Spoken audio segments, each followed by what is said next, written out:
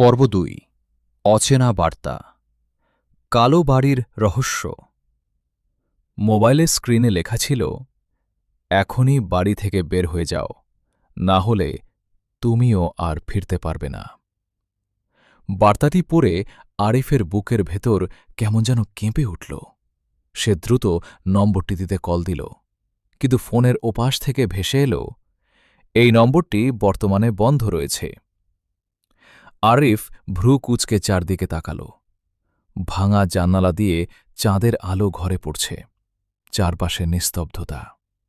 ঠিক তখনই আবার সেই শব্দ, ধূপ ধূপ ধূপ। মনে হল কেউ যেন দ্বিতীয় তলার করিডোরে হাঁটছে। আরিফ সাহস সঞ্চয় করে টর্চ জ্বালিয়ে সামনে এগিয়ে গেল। করিডোরের শেষ প্রান্তে একটি পুরনো দরজা। দরজাটি একটু খোলা, ভেতর থেকে ঠান্ডা বাতাস বের হয়ে আসছে। সে ধীরে ধীরে দরজাটি ঠেলে খুলল। ঘরটি অন্য সব ঘরের চেয়ে আলাদা।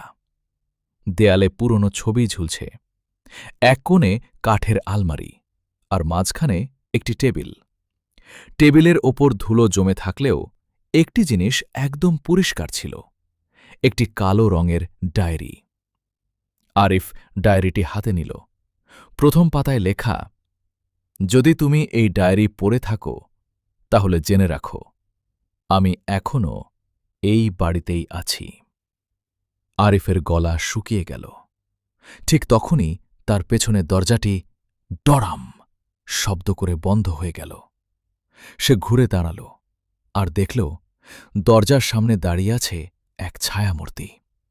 মুখ দেখা যাচ্ছে না, কিন্তু দুটো চোখ অন্ধকারে জ্বলজ্বল করছে। চলবে?